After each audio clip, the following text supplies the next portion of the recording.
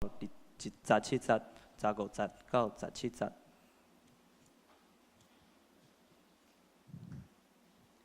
迄日就是7日的头一日，已经暗。学生因为惊犹太人，就伫因所住的所在关门。耶稣到，徛伫中间，甲因讲：“愿恁平安。”已经讲即个话，就用手甲协下，互因看。学生看见主就欢喜。耶稣阁甲因讲：“愿恁平安，我找恁，亲像爸有找我。”已经讲即个话，就对因分开，讲：“恁受圣神，恁赦啥物人的罪就赦去，留啥物人的罪就留底。”有多马称作迪托马的，是12学生的一个。耶稣到迄个时，伊无三角伫地，其余的学生就阁互伊讲：“阮遮个已经看见主啊！”若是多马阁甲因讲：“我若无看见伊手中钉的印，无用我的指头仔探伊的印，无用我的手探伊的盒下，我决断毋信。”过8日，伊的学生搁再伫厝内，多马也伫地。门已经关，耶稣到，徛伫中央讲：“愿恁平安。”就甲多马讲：“伸你的指头仔来看我的手，伸你的手探我的盒下。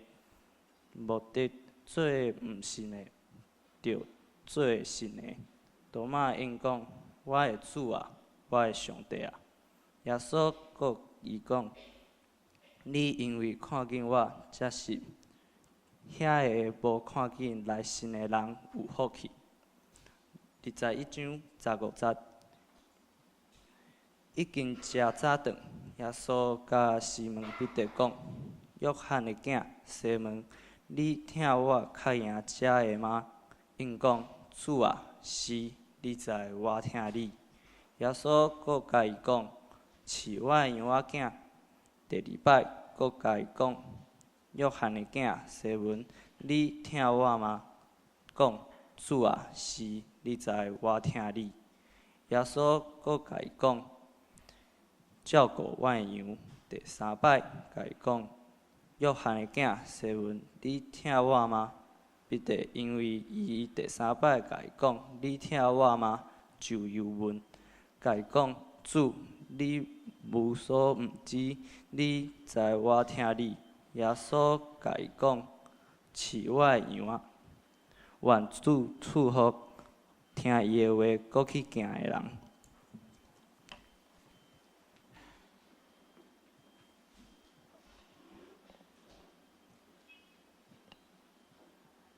这是咱来赞美。今日要来赞美的是耶稣，你疼我，请亲人。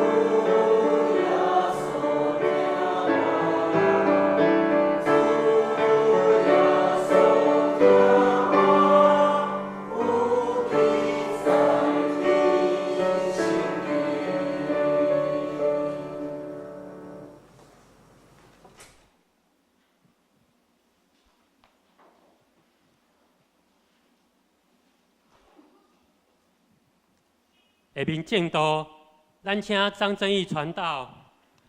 正道的题目是爱的呼召。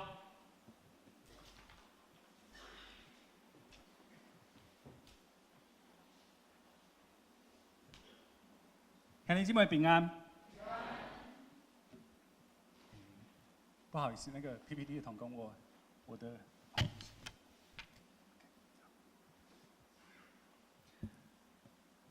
兄弟姊妹，若是你会记哩，前2礼拜啊，咱遮拄开始，咱遮拄举办这个国外节这个礼拜。咱拢知影，国外的基督对咱的意义是遮尔啊重要。耶稣基督伫国外的这项代志，伊显明了伊一项能力，就是耶稣伊是赢过死亡的。耶稣家己透过国外，互咱知影伊是一个赢过死亡的主。咱对遮知影，咱有一个愿望，就是伫咱有一天，阮无法度搁喘气的时阵，有一天啊，咱的生命要结束的时阵，咱无需要感觉惊讶，因为啊，国外的主会当将这种能力来帮助咱，搁一届的国外。而且，咱这种已经得到救恩的上帝的经历，国外以后啊，咱会当甲众信徒正天使做伙敬拜阿罗咱的上帝到永远。这就是国外的基督显明予咱的愿望。听到这啊，我相信兄弟姊妹，咱拢会感觉讲，耶稣对咱的疼。对咱迄种极大的恩典，是任何其他的宗教甲其他的神无法度予咱的。所以，真做一个上帝的选民啊，咱所领受的福气，是一种外邦的遐迷信的人无法度想象的。但是兄弟姊妹，你敢知影？若是耶稣的计划，只有国外这项代志尔。伊伫国外以后啊，伊拢毋免讲啥物。伊直接将所有的人开始审判，将遐迷信的人、未得到救恩的人，拢甲赶走，互因去到一个受苦的所在，互因伫遐永远的受苦。啊，已经得救的人，就马上甲耶稣做伙上天，伫天国内面永远享受上帝国的荣耀。但是上帝的计划、耶稣的计划，敢是安尼？咱来看今仔日的第一段的经文。这段经文所记载的是耶稣过外以后，头一届面对面见到伊的门徒。我头大家听。那日的晚上啊，门徒所在的地方，因为怕犹太人，门都关了。耶稣来站在当中，对他们说：“愿你们平安。”兄弟姊妹，你敢有注意到？这个时阵啊，你爱详细看。这个时阵，耶稣已经行出头一个生涯。耶稣在这个时候已经行出了一个神迹，你有看出来不？好，不要紧吼，咱来看。你看，门徒聚集伫遮，门徒烦恼一项代志，就是犹太人会甲因掠去，所以因啊，甲门啊拢关起来。门拢关起来锁条条的时阵，人是无法度行入去内底的，对不？但是你注意看，这个时阵，耶稣竟然出现伫因的当中。这个时候，门徒啊，他们因为害怕犹太人，所以把门都关起来，都锁住了。可是你有发现吗？耶稣突然出现在他们当中。只有2种可能，一个是耶稣直接穿过门进到他们当中。另外一种可能，耶稣直接出现在他们当中。不管是哪一种，耶稣在这个时候已经证明了一件事情，就是他不再是那个本来跟你我一样的肉体的那个耶稣。伊已经是一个国外的身躯吼，一个国外的一个身体。耶稣显明伫门徒的面前，伊头一句话，伊讲啥？伊讲愿你平安啊。他说：“愿你们平安。”兄弟姊妹，你敢有想过，耶稣伫这个时阵，伊国外以后，头一届伫门徒的面前所讲的头一句话是“愿你们平安”。到底耶稣这句话的意思是啥物？到底为什么耶稣伫这个时阵讲的第一句话就是“愿你平安”？为什么啊？伫咱讨论耶稣的想法的进前，咱爱先了解啊，平安到底是啥物意思？兄弟姊妹，平安到底是啥物意思？咱一般人一听到平安这两字，阮头一个想到的，可能是讲啊，应该意思是讲吼，咱出门吼，过这个路口的时阵爱注意，莫互车去撞着。吼，咱若爬楼梯吼，爱慢仔爬，莫去跋倒，唔通跋倒。吼，搁再来有可能讲，最近吼天气较凉，吼，咱爱穿外套，唔通感冒。头一个咱想到的平安，可能是这种身体的平安吼，莫出意外，莫破病这种平安。第二种的平安啊，我通常会用咱所知影的诗篇23篇的这个经文来解说。诗篇23篇的经文里讲，我们常常说啊，诗篇23篇说，他使我躺卧在，领我在。他使我躺卧在青草地上，领我在可安歇的水边。这种平安啊，我称作是一种内在啊、心内的一种平安。这种平安对咱来讲嘛是最重要的。我们如果可以常常感觉自己是躺卧在青草地上，如果我们常常感觉我们是在那个安歇的水边、那个平静的湖面的旁边，无忧无虑，还有什么比这个更幸福的？这是我所了解第二种平安的意义啊。其实听起来已经非常的幸福啊！你的心内敢有仰望这种平安？你的心内即马敢有这种平安？躺卧在青草地上，在可安歇的水边。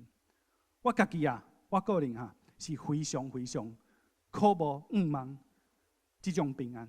但是兄弟姊妹啊，我要非常认真甲你讲，耶稣基督伫这个时阵，甲伊问徒讲。愿恁平安的时阵，伊所讲的这个平安啊，拢唔是以上这两种的意义。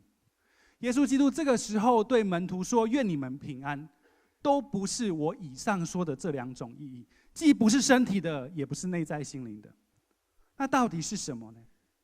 你想看卖哦？耶稣刚是甲门徒讲，叫因行路爱注意，吼，唔通出车祸，吼，刚是安尼。耶稣刚是提醒门徒讲，你食饼的时阵，莫去夹着，吼，刚是安尼，吼。搁再来，若是第二种的平安，耶稣刚是甲门徒讲，你规工吼躺卧在青草地上，吼，你规工吼在那个可安歇的水边，然后等我再来。这刚是耶稣的意思。我相信唔是安尼吼，我相信唔是安尼。兄弟姊妹啊，今仔日啊，传道我吼爱甲恁分享一项。真要紧、真重要的假事，就是耶稣伫这个时阵、伫这个所在所讲的平安，是什么平安呢？咱来看，平安到底是什么意思？这个平安啊，我慢慢的念一次。这个平安的意思就是讲，一种不受外界环境的影响，依然确信自己在神安排的道路上前进的状态。我再慢慢讲一次，这个平安的意思是说，一种不受外界环境影响，依然确信自己是在什么状态，在神安排的道路上前进的这个状态。这什么意思啊？这是什么意思啊？这是我认为吼，兄弟姐妹，这是我认为对于平安这两字啊，上好的一个解说，上好的一个解说。所以兄弟姊妹，你要知影，自今仔日开始，你要知影一项代志，你要会记你一项代志。若是有人啊，奉上帝的名，奉耶稣基督的名，祝福你平安的时阵，你就要知影，不管我的环境有啥物变化，不管人安怎甲我伤害，人安怎甲我骂、甲我攻击、甲我诽谤，不管我的日子过了偌惨。我知影，我只是犹原行伫上帝为我安排的这条道路，而且上帝伊犹原甲我相甲伫地。伊无离开，这个就平安。弟兄姐妹，你要知道啊，从今天开始，如果有人祝福你，奉上帝的名，奉耶稣的名祝福你说愿你平安，你要知道一件事情，就是你在回应呼召这条路上，你无论遇到什么样的困难，有人会攻击你、毁谤你，在背后说你的坏话，或是他误解你，成为你的仇敌。你要知道，你受到这种伤害的时候，你依然在神安排的这条道路上继续的往前进。这个就是耶稣基督跟你说愿你平安的意思。他绝对不是跟你说希望你走路的时候不要跌倒出车祸，不是那个意思。好，咱继续来看，在咱了解平安是什么意思的时阵，咱继续来看。耶稣交代门徒，是什么款的任务？圣经这么说，说了这话，就把手和肋旁指给他们看。门徒看见主，就喜乐了。耶稣又对他们说：“愿你们平安。”搁一届，这是第二届。耶稣第二届甲伊门徒讲：“愿你平安。”伊继续讲，耶稣继续讲：“父怎样差遣了我，我也照样差遣你们。”说了这话，就向他们吹一口气，说：“你们受圣灵。”兄弟姊妹，你有注意到无？耶稣这时爱门徒接受一个真无简单的任务，是什么任务？我跟您讲伊要门徒接受耶稣基督家己过去所做的代志，因为伊讲父怎样差遣我，我就要差遣你们。所以这时候耶稣基督要门徒去做的，就是耶稣基督曾经在世上所做的：奉主的名传福音，奉主的名赦免人的罪，奉主的名为人医治释放祷告。咱来继续看，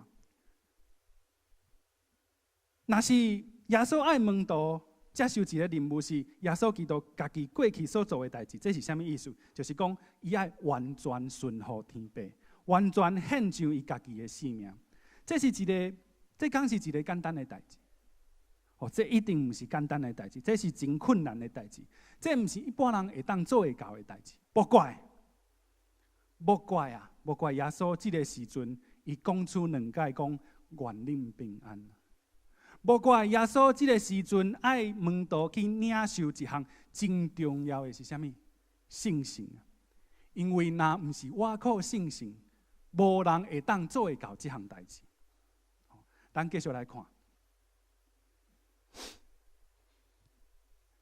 过了8日，门徒又在屋里，多马也在他们同在，门都关了。耶稣来站在当中说：“愿你们平安。”又一次门都关了，耶稣又进来，就对多马说：“伸出你的指头来摸我的手，伸出你的手来探入我的肋旁，不要怀疑，总要信。”弟兄姐妹，你有没有发现？这时候耶稣基督他怜悯多马这个人，他怜悯他到一个程度，他亲手抓着多马的手，直接插进了他的胸腔里面。你要看清楚这里的经文，他说探入我的肋旁，这个入就是 licky 进去的意思。他亲自抓着多马的手，直接插进了耶稣自己的胸腔里面。我能想象多马甚至可以摸到耶稣的横膈膜，摸到耶稣的肺脏。够生动了吧？够血腥了吧？够真实了吧？这时候耶稣对多马说：“不要怀疑，只要信。”兄弟姊妹啊，这是第3届。第3届耶稣对伊的门徒讲：“愿恁平安。”讲了以后啊，耶稣就继续甲多马这个人讲：“不要怀疑，总要信。”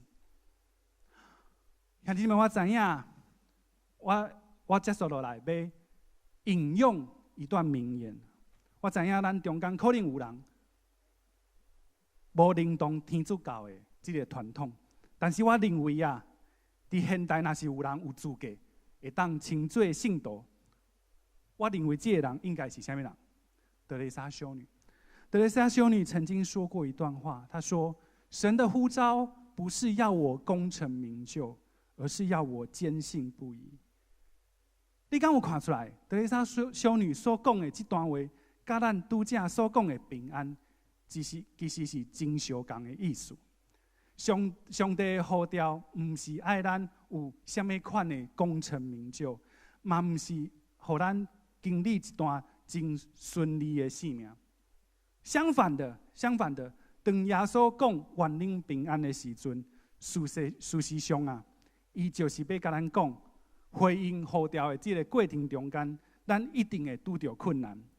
这条回应呼召的道路啊，真可能咱的金钱会无够用，咱的身躯啊，咱的身体会愈来愈无气力，嘛有可能会破病，咱的家庭、咱的牵手拢会足辛苦。而且有人会对咱无了解，变做咱的对敌。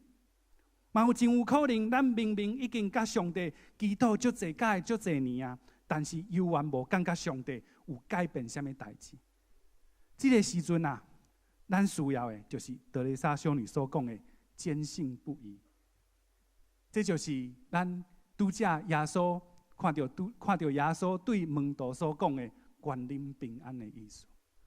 不管发生什么代志，你爱相信一项代志，你犹原行伫上帝为你计划这条道路。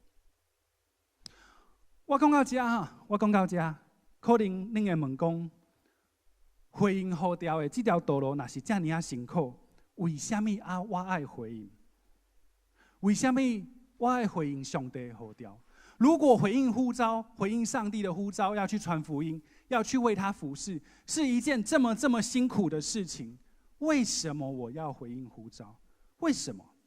这是一个真好的问题哦。人为什么爱回应上帝的呼召？兄弟姊妹，对你来讲，为什么你愿意回应上帝的呼召？为什么？你的理由、你的想法是什么？咱来看吼。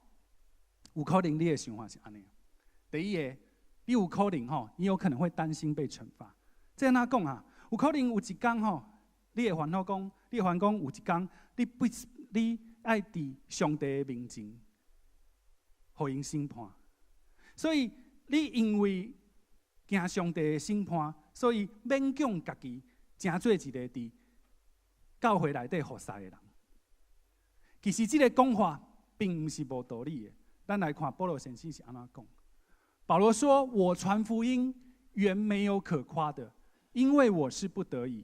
若不传福音，我便有祸了。”弟兄姐妹，我们的使徒保罗啊，这位在新约书信里面教导我们许多事的这位使徒保罗，他曾经非常诚实的说，传福音这件事情啊，对我来说有时候是不得已的，我不得不去传福音哦。讲白了就是，其实我没有那么愿意去传福音，我没有那么想要去传福音。可是他说，若不传福音，我就有祸了。弟兄姐妹，我不知道保罗说的有祸是什么意思，但是我们可以很清楚看到，就算对保罗来说，有时候他是不得不做这件事情。他继续说：“我若甘心做这事，就有赏赐；若不甘心，责任已经托付了我。责任已经托付了我。”对保罗来讲，有时阵啊，回应上帝，要咱去传福音的这个呼召，不是一个愿意也是无愿意的问题，是一种他没有办法推脱的责任。所以，咱真有可能因为烦恼上帝的审判，所以勉强家己去传福音，去回应这个呼召。所以很可能啊，弟兄姐妹，我刚才问的问题，你为什么回应上帝呼召？很可能你回应上帝呼召，第一个原因是因为你担心被上帝惩罚。这到底对不对？我留给大家自己去思想哦。我没有办法回答你，这到底是不是真的？到底我们不传福音，是不是就会被惩罚？但是对保罗来说，他说我不传，我就有祸了。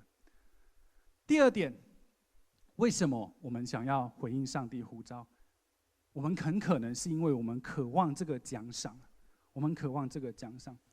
咱有可能啊，因为想要得到上帝的赏赐，所以愿意去回应上帝，去传福音。希伯来书9章28节这么说：像这样，基督既然一次献祭，担当多人的罪，将来要向那等候他的人第二次显现，是与罪无关，乃是要拯救他们。这是什么意思，弟兄姐妹？耶稣基督在为我们钉死在十字架上，完成了永恒的救赎。因为基督是完全的，所以他献上的这个祭不会有任何的瑕疵。也就是说，他只要献这一次祭，他就不用再献祭了。他献的这一次祭已经解决了从古到今到永远所有人的罪。所以他第二次来，也就是在启示录基督再临的时候，他来的时候，就像这句经文说的，与罪无关，乃是要拯救他们。这是什么意思？伫遮圣经甲咱讲啊，基督过来的时阵啊，甲罪这项代志已经无关系。对咱来讲啊，对咱遮的人来讲，咱这种已经得救、已经得到救恩的人来讲，基督第二次来是要论功行赏。所以对咱来讲，咱其实足期待基督的过来，因为伊来啊，是要带咱去一个非常非常美好的一个世界，无病痛、无痛苦的一个世界。所以，咱若是伫世上传福音、尽心尽力，基督会真欢喜咱所做的。咱嘛会因为咱所传的福音，就会当积天上的财宝。我们会因为我们所传的福音，我们会因为我们曾经陪伴某一个灵魂得救，我们可以积到天上的财宝。弟兄姐妹，我曾经以前陪伴过一些年轻人来到教会，他们因着认识基督，后来在众人面前跟神立约受洗。我会在后面很窃喜，我会在后面很开心。一方面开心一个灵魂得救，另外一方面开心什么事你知道吗？我很开心说我在天上多了一些业绩，对吧？我在神面前多了一些业绩。有一天我要跟耶稣交账的时候，我可以跟神说：神啊，我曾经陪伴一个灵魂得救，我的那个得的奖赏会不会多一点？所以讲真有可能咱会想讲，我想要得到上帝的赏赐，所以咱回应上帝的呼召，去得到灵魂，去服侍伊。但是兄弟姊妹，若是你有注意到，这两款的讲法其实是互相矛盾。一方面一方面我们担心我们被惩罚，可是另外一方面，传道又跟你说，明明基督第二次来的时候跟罪是无关的，我干嘛要担心惩罚？就是因为这两种说法互相矛盾，所以我们很难找出一个想法，说为什么咱爱回应上帝的呼召？为什么咱爱回应上帝的呼召？所以我们为什么要回应上帝的呼召？除了我们担心被惩罚，除了我们渴望被奖赏之外，我们为什么要回应上帝的呼召？爱回答这个问题我要先讲一个见证，但是真歹势我若讲这段见证用台语讲，你一定听无我咧讲啥，所以，互我用华语来讲歹势。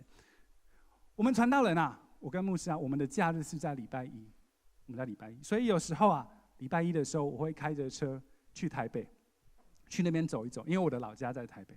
是这样台北这个地方很奇妙，你住在里面的时候，你会一直抱怨它，因为它每天塞车，空气又糟又吵又挤。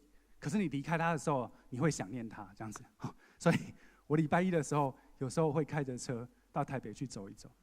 有一天弟兄姐妹，有一天我从台北回来的时候，如果你有印象，如果你开车从台北回来走1号高速公路，你下交流道的时候，在桃园下交流道的时候，你有没有注意到你的左手边，就是红绿灯的旁边，有一个阿姨在那里卖玉兰花？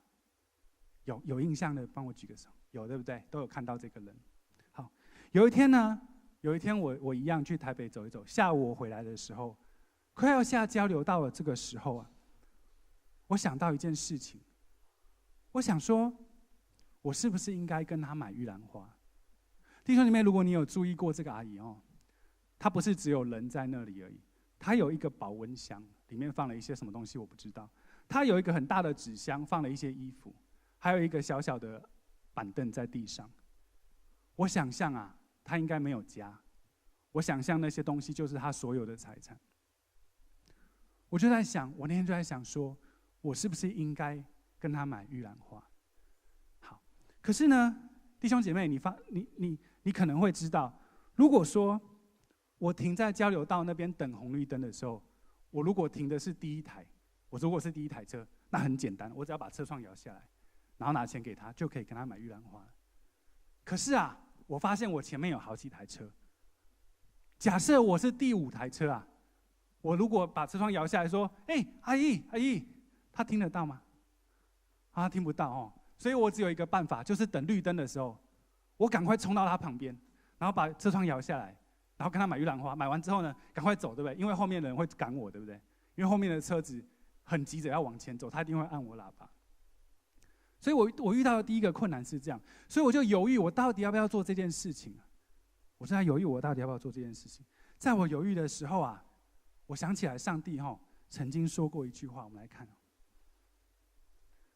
箴言3章27节说：“你的手若有行善的能力，不可推辞，就当向那应得的人施行。”我再讲一次，你的手若有行善的能力，不可推辞，就当向那应得的人来施行。我想到这句话的时候，我想说，如果我的手有行善的能力，我可以推辞吗？我不能推辞，因为上帝说你不可推辞。上帝不是说你应该不要推辞，或是我劝你不要推辞，或者说你有可能就不要推辞。他不是，他说你不可以推辞，就应当向那个人施行。好，所以我决定了，我待会要排除万难，跟这个阿姨买玉兰花。后来我遇到第2个想法，就我在考虑第2件事情。你们知道玉兰花的价码吗？现在的价码应该是20块1串。你拿50块，他会拿3串给你，就是3串50。那我就在想说，我要拿20块跟他买，还是拿50块跟他买，还是我干脆我拿一张100元钞很方便跟他买？我就在考虑这件事情。当我考虑这件事情的时候，我想到第2件事情。我要讲第2件事情，我必须拿出一个道具来。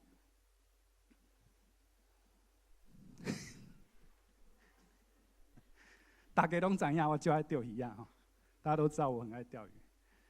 这支你拿看你就知道，你拿内行你就知道，这支不是普通的家伙啦这支杆子我要先强调，对不起，我要先强调，这些装备是我回应上帝呼召之前，在工作的时候，还没进到神学院的时候，还没生小孩的时候，我才有钱买这个。我现在绝对买不起我要强调这一点。这支手工杆子是人家手工做的，手工做出来，不是大厂做的。这支要多少钱？你猜猜看。新台币4500块，有人露出惊讶的表情吗？有，我看到有人本来低着头，后来把头抬起来。好，基里亚，这颗是什么？这颗叫卷线器电动卷线器。什么叫电动卷线器？就是我的手不用去转它，我只要按一个电子按钮，它就帮我把鱼拉上来。这颗多少钱？你猜？新台币17000块。好，有人露出惊讶的表情。好，我的目的达到了。好。我要再强调一次，我现在绝对买不起。好，我先把它放回去，我怕它倒下来。等一下，弟兄姐妹，我当时在想啊，我要拿20块、50块还是100块去跟这个阿姨买玉兰花？我想到我家里有一个这样的装备，2样东西加起来，我算它2万块好了。我想到我家里有个东西是2万块，而且我不需要这个东西，我都可以活下来。简单说，它就是一个奢侈品，它是因着我的兴趣去买的一个东西，它花了我2万块。这个东西花了我2万块，可是我在考虑我要拿多少钱跟这个阿姨买玉兰花的时候，我居然考虑说我要拿20、50还是100。如果是这样，我要怎么跟上帝说？上帝啊，我没有推辞我行善的力量。所以这个时候我决定虽然拿100块不是什么了不起的事情。可是我就决定，我拿100块跟他买好了。我拿100块跟他买好了。可是我还是有点犹豫，因为什么呢？因为我又想到，我如果是排的是第5台车子，我要克服万难，后面人按我喇叭，我要赶快跟他买，然后我要赶快的冲走。其实那个场面很尴尬。我想到底要不要做这件事情？结果我想到第3件事情，我想说，如果这个人是我的母亲呢？天知道会不会发生这件事情？如果有一天我家的兄弟姐妹遭遇不测，我的母亲成为一个孤单的老人，她在路边为了生活那玉兰花，结果有一台车经过她旁边的时候，连100块都不愿意拿出来，我没有办法接受，我没有办法接受。所以这个时候，我想说，我一定要克服万难，就算我是第5台、第6台车子，我一样拿出100块跟她买。好，红灯的秒数已经快到了。我掏出了100块，绿灯一亮，我马上冲到他面前，我把车窗摇下来，我说：“阿姨，阿姨，紧嘞，紧嘞。”然后我台语很烂，有没有？就是我本来要跟他讲说钱你先拿着，可是这句话用台语我一下讲不出来。我讲钱吼，吉利星啊，你先拿去啊，好，钱你先拿去啊。哎，灰吼，玉兰花我又不会讲，嘿灰，你下次再给我啦，这样子啊，就整个很尴尬这样。那阿姨听到我的声音啊，她看到我手上拿100块，她赶快跑过来啊，赶快跑过来，她拿了100块。我想说我要赶快走，因为后面的人真的在按我喇叭哦，就在催我这样子。那阿姨说：“你别走，说你不要走，你不要走，你等一下。”她赶快跑回去，然后从她的那个箱子里面抓了一把花，然后跑过来，然后直接丢进我的车里面，这样子，丢在我的身上，丢在我的身上。然后在后面在按我喇叭，对不对？所以我赶快往前冲啊！如果你有印象，到金国路之前有一个红灯，我在那个红灯停了下来。那个红灯停下来的时候啊，我低头一看。我全身都是玉兰花，因为我很胖啊，所以我肚子这边有一个台阶，我肚子这边有一坨玉兰花，我的大腿上面也是玉兰花，我踩油门的那个板子也是玉兰花，我的门缝下面也是玉兰花，他绝对拿超过6串玉兰花给我，他丢的直接塞进来。我看到那些玉兰花，我真的不知道发生了什么事情。我就一直掉眼泪，一直哭，一直哭，一直掉眼泪。然后我也不知道自己为什么掉眼泪，我就问上帝说：“上帝啊，上帝，为什么你要让我遇到这件事情？啊，为什么你让我今天遇到这件事情？为什么？”弟兄姐妹，我非常非常担心，你听完这一段，你会误会我要讲的是传道是一个有爱心的人，这绝对不是我要讲的。我要讲的是什么？我刚才问的问题是什么？我们为什么要回应呼召？弟兄姐妹，请你回到 PPT 上面。我问的问题是：我们为什么要回应呼召？我告诉你，答案就是这个玉兰花的阿姨让我知道的。其实是因为上帝先爱了我们，我们想要回应上帝这份爱，所以我们去爱我们身边的人。你有没有发现，弟兄姐妹，你有没有发现？在我考虑要不要跟他买玉兰花的时候，我想到谁？我想到上帝。我想到上帝说：“你有行善的能力，不可推辞，应当向那应得的人施行。”如果我不爱上帝，我不想回应上帝，我怎么会想到箴言的这段经文？我就算能想到箴言这段经文，如果我不爱上帝，我管他箴言在写什么，跟我的生活一点关系都没有。我继续过我的生活。我经过那个玉兰花，不跟他买玉兰花，没有人会怪我。可是我想到上帝，而且我告诉我自己，上帝曾经爱过我。如果不是上帝，我怎么买得起2万块的钓具？如果不是上帝，我怎么可以吃得这么胖，不缺食物，不缺衣服？所以人为什么会回应上帝的呼召？弟兄姐妹，我要再清楚讲一次，人为什么回应上帝呼召？因为上帝先爱了我们。我们因着上帝这份爱，我们想要回应上帝这份爱，所以我们将这份爱去爱我们身边的人，去爱我们身边的人。这是我认为唯一真实人为什么会回应上帝呼召的原因。人绝对不会因为我害怕被惩罚，因为上帝对我们太好了，我们不怕他惩罚我们，他太有爱了，我们无法想象他会惩罚我们，所以我们不会因为害怕惩罚去回应呼召。那第二个奖赏呢？我们都已经得救了，再怎么样我们都可以进天国，我为什么要去得更多的奖赏？所以人也不太会因为人想要得到奖赏去回应上帝呼召。所以我认为人会回应上帝呼召，就是这个原因，因为我们曾经被上帝爱过，因着这份爱，我想要回应上帝的爱，上帝就让我们去爱我们身边的人。所以阿姨让我知道为什么我回应呼召。咱继续看上后一段经文，兄弟姊妹，我要讲的是，人会去听主边，去听身躯边的人，是因为上帝，人和上帝已经听过啊。是因为上帝用伊的听咱，互咱无欠亏，互咱有够用的金钱，互咱的病痛得到医治，互咱的心内的艰苦、伤心，拢会得到安慰。所以，咱因为唔知影安怎来报答上帝，咱就会愿意服侍上帝，愿意去回应上帝的呼召，愿意去将福音传给遐个耶稣所听的人。所以，即马咱会当了解一项代志。我刚刚问的这个问题：人为什么会回应上帝呼召？就是因为上帝先爱了我们，我们想要回应上帝，所以我们将这样的爱去分给别人。咱来看今仔日上后一段经文，《约翰福音》21章的19节，《约翰福音》21章的15节，他说：他们吃完了早饭，耶稣对西门彼得说：“约翰的儿子西门，你爱我比这些更深吗？”彼得说：“主啊，是的，你知道我爱你。”你有没有发现这段对话很像是刚刚我还没有停到路口的时候跟上帝的那段对话？我想到上帝了，上帝，你曾经爱过我，你供我丰盛的饮食，让我生活无缺，我真的不知道怎么感谢你、报答你。然后耶稣问我说：“是啊，小义，你爱我吗？”是的，主，我爱你。是的，主，我爱你。结果耶稣跟我说：“好，你爱我，对不对？你去花100块跟这个阿姨买玉兰花。”就很像是耶稣对彼得说：“是的，你爱我，对不对？所以你去喂养我的小羊。”如果不是透过这段见证，我们看这段经文，我们真的不知道他在讲什么。为什么耶稣爱彼得？问彼得说：“你爱不爱我？”彼得说：“我爱你。”结果耶稣的回答是说：“你去喂养我的小羊。”第二次，耶稣又对他说：“约翰的儿子西门，你爱我吗？”彼得说：“主啊，是的，你知道我爱你。”耶稣说：“你牧养我的羊。”第三次对他说：“约翰的儿子西门，你爱我吗？”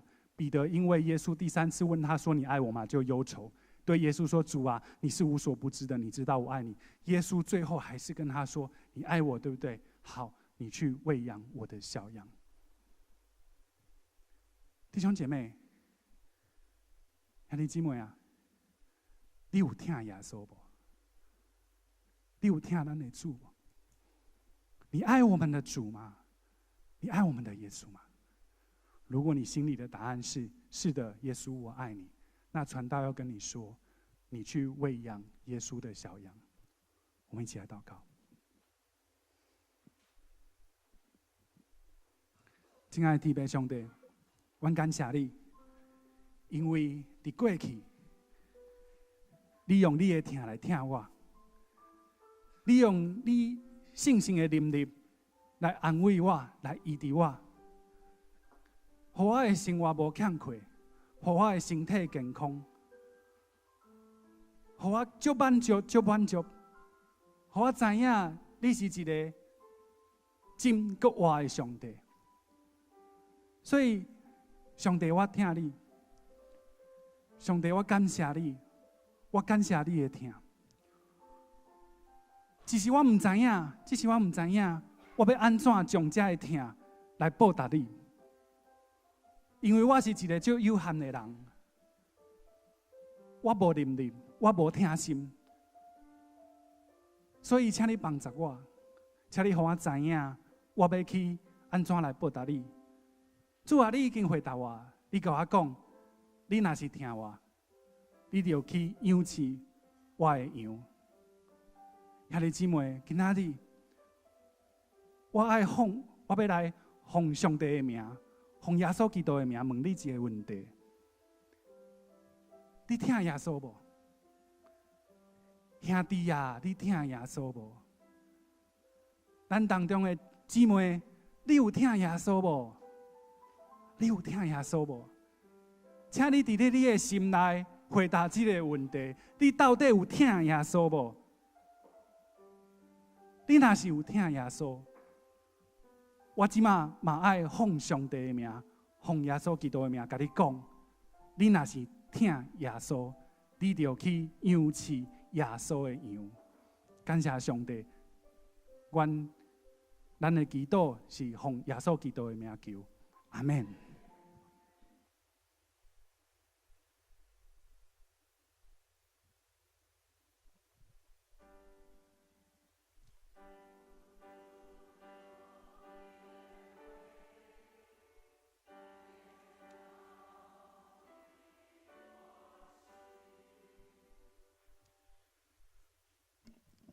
咱三个来因圣诗第373首，圣诗第373首。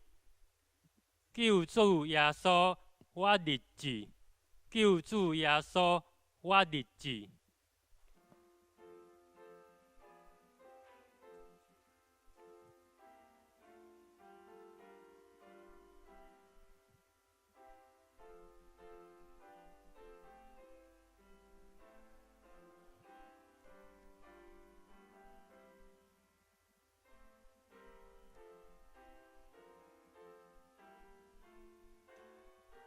请咱起立，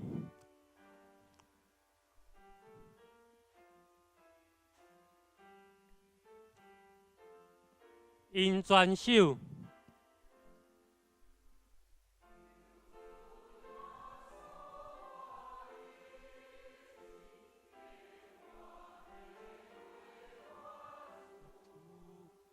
愿你常常我口。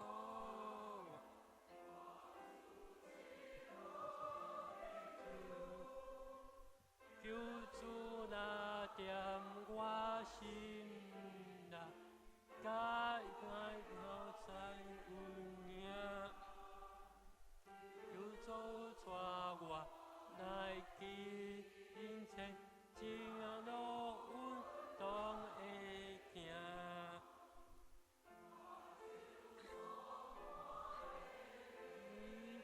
我世间的爱我行，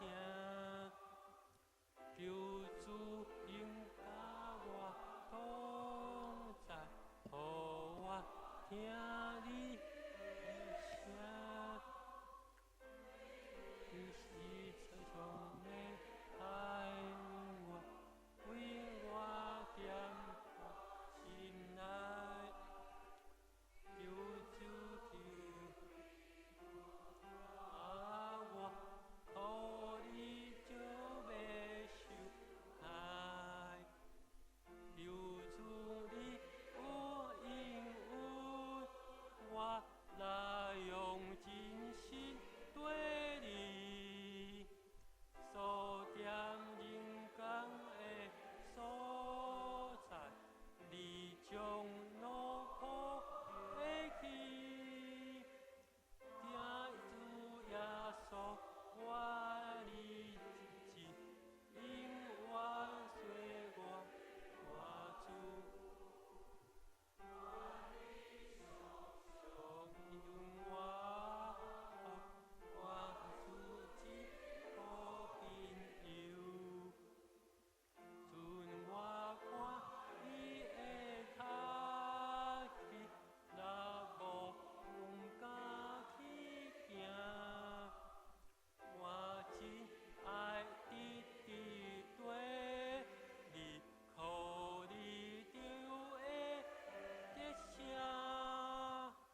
就你因带就好我，好乞丐就去死，后来的天听，我是我的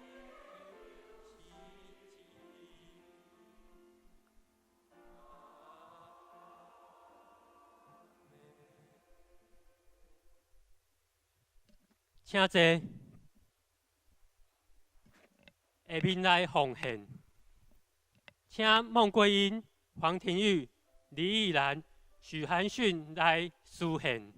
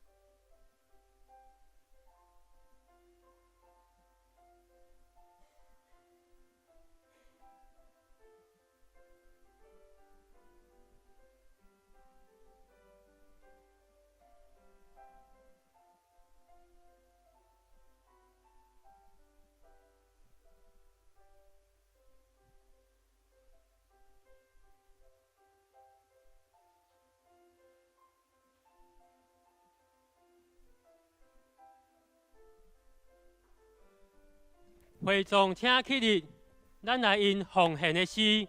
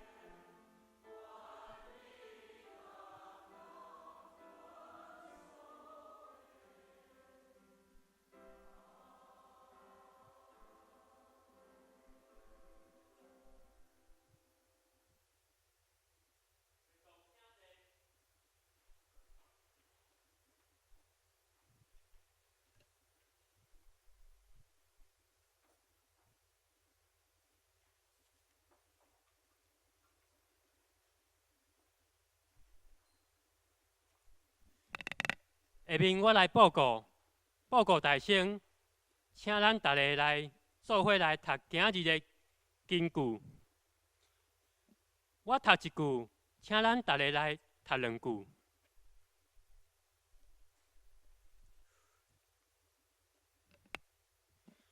毋若安尼，我真正看万事做损害，因为我掠捌我的主基督耶稣做第一好，我为着伊，目损失一切，目看做粪扫，是爱得着基督。腓立比书3章8节。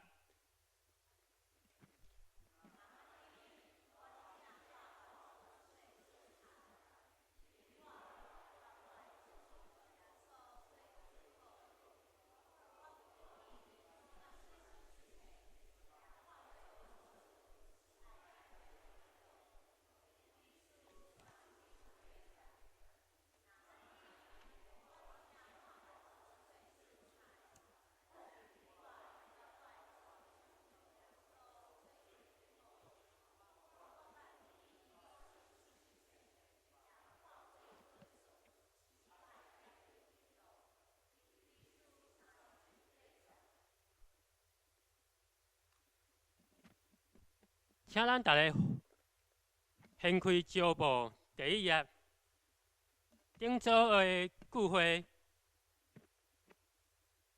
甲服侍的内容，请大家家己看参考。第2页，各团契的句会，甲教育部的课程，请大家来参考。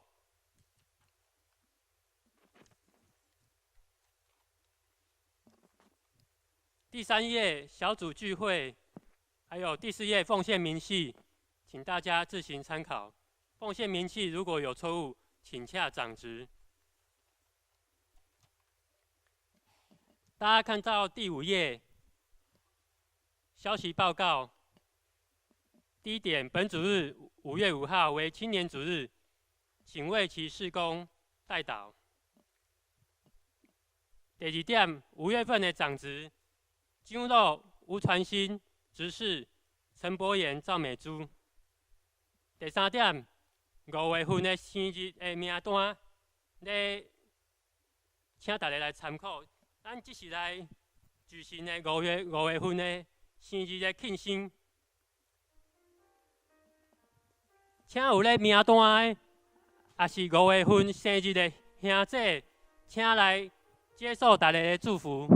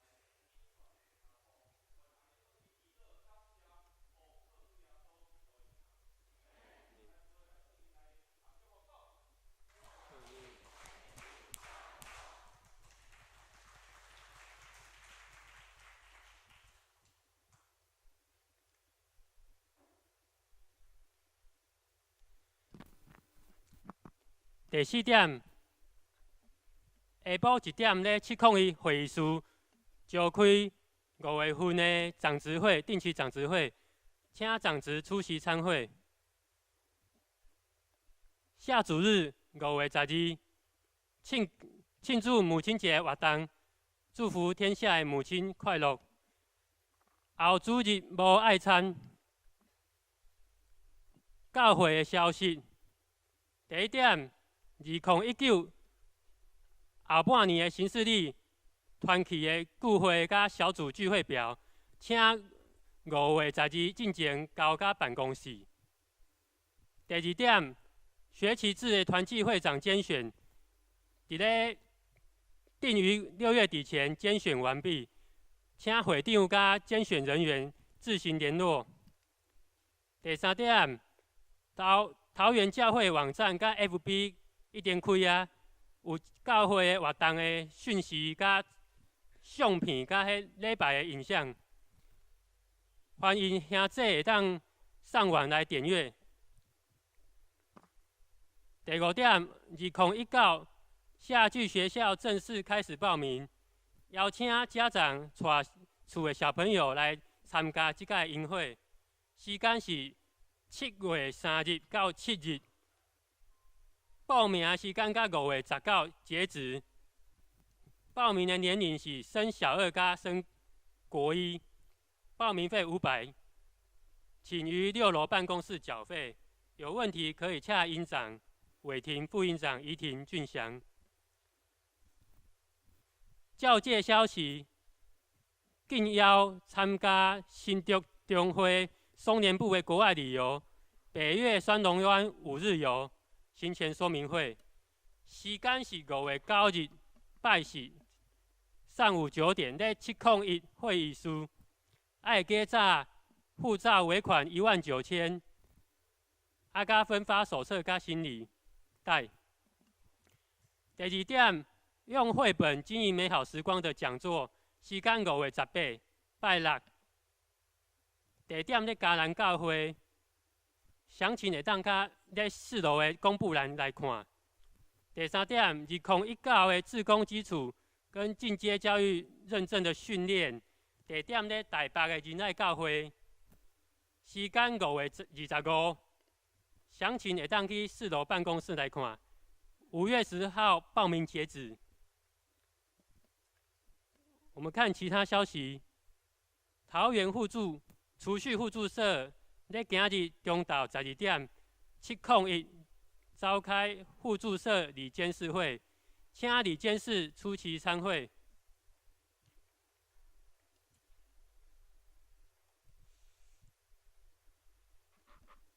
这时，咱来介绍社学校的团契、甲小组聚会、甲因的活动。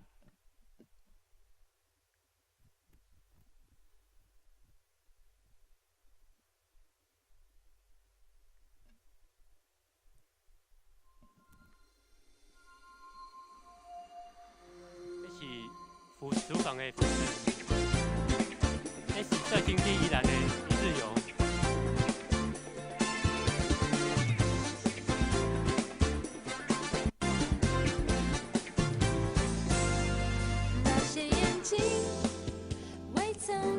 今仔咧社青咧拜5有迄小组的聚会，这社学校的庆生会。甚至心里还没有想过的是团契咧做点心。过年的时阵咧去花莲。给那些爱他的百姓。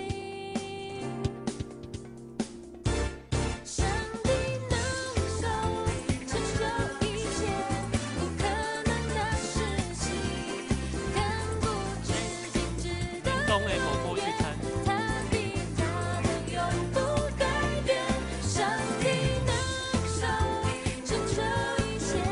圣诞晚会，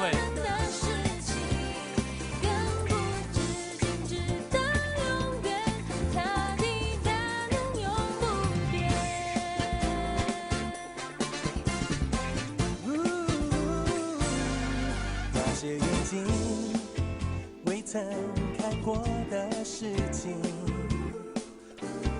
还有耳朵未曾听过的事，欢送会，插金班，5年插金班，还没有想过的事，5年青年组日的服早已预备，在学校淡水联谊，那些爱他的百姓，上帝能够成就一切不可能的事情，更不知仅直到永远，他的大能永不改变。上帝能够成就一切不可能的事情，更不知仅直到永远，他的大能永不变。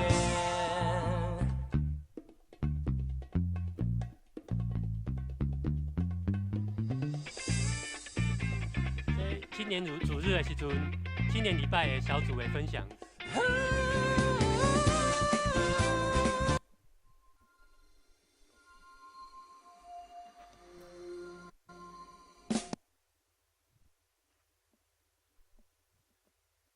好，这是咱来请牧师来补充报告，甲介绍新朋友。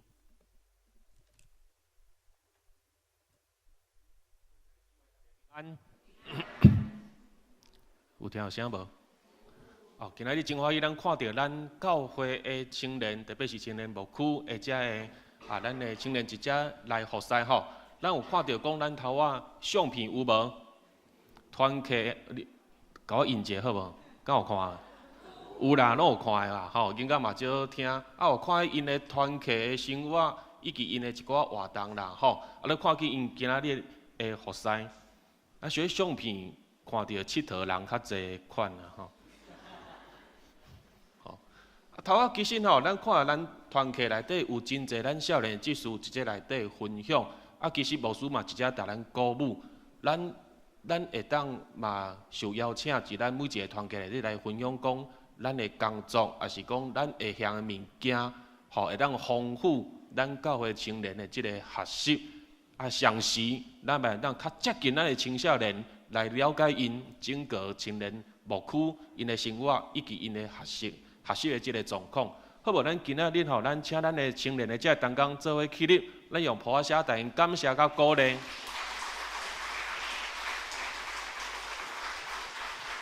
好，请坐。上时吼，咱嘛感谢咱的正义传道吼，正义传道一直以来一直拢是这个青年牧区一只真努力，一只真努力。总是我一定鼓舞讲伊的台语吼，爱讲哦较好，因为我常常听伊第一场国语的讲道，我听了足感动。是安那？因为伊拢毋免一直看稿，伊拢会当爱看你一直甲你爱一直甲你劝勉。总是伊台语伊只好安尼一直压头吼。所以即这台语的部分吼，牧师捌甲咱提醒过，拄着正义传道的时阵，大家向伊讲华语讲台语。台语，你有听的吼？无人要向你讲华语吼。帮助咱的即个团队，因为未来伊也在对中会交报告，上时也会面对即个总会地位里的考试，以及咱的中会的即个讲道，所以咱安尼毋是只教他，咱安尼是咧来协助伊，安尼好无？咱未来继续为着咱青年牧区，不管是咱的青年团队，以及咱的青少年，咱拢付出咱的大道甲关心。以上直接做补充的报告。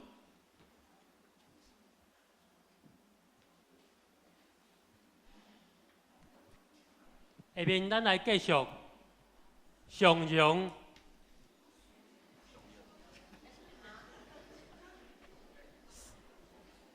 圣诗第386首，圣诗第386首。天下万邦，万国万民，天下万邦，万国万民。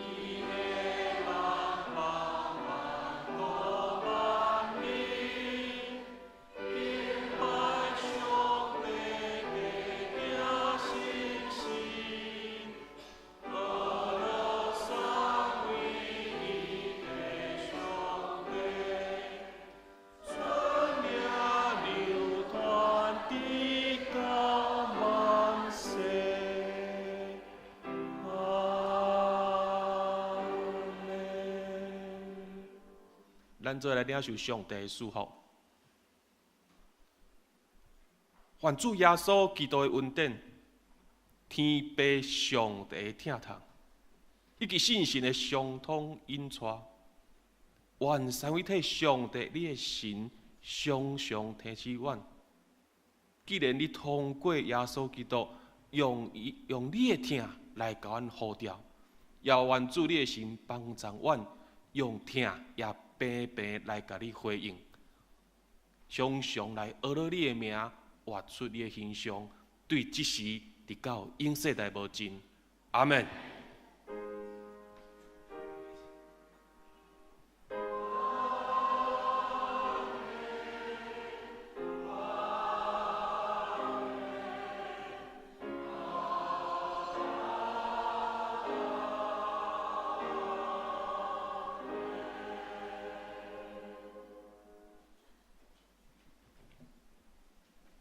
大家请坐。